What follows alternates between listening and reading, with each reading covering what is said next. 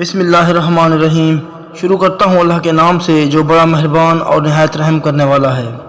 محترم ناظرین، السلام علیکم۔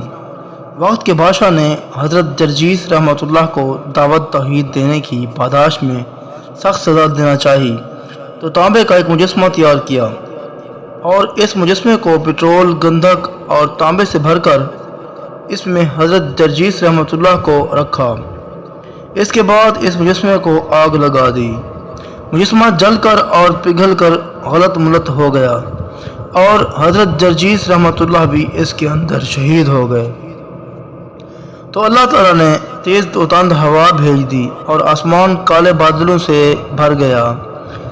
مسلسل بجلی کڑکنے اور بادل گرجنے لگے۔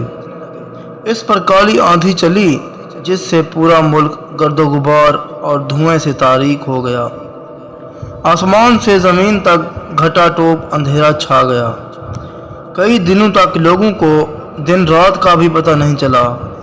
اس دوران اللہ نے حضرت میکائیل علیہ السلام کو زمین پر بھیجا۔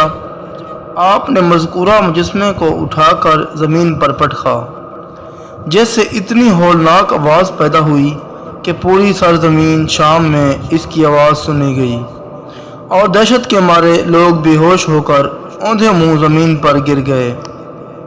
مجسمہ بھی ٹوٹ گیا اور حضرت جرجیس رحمۃ اللہ اس سے زندہ ہو کر صحیح سالم باہر نکل آئے۔ جب آپ لوگوں سے بات چیت کرنے لگے تو یکدم تاریکی چھٹ گئی۔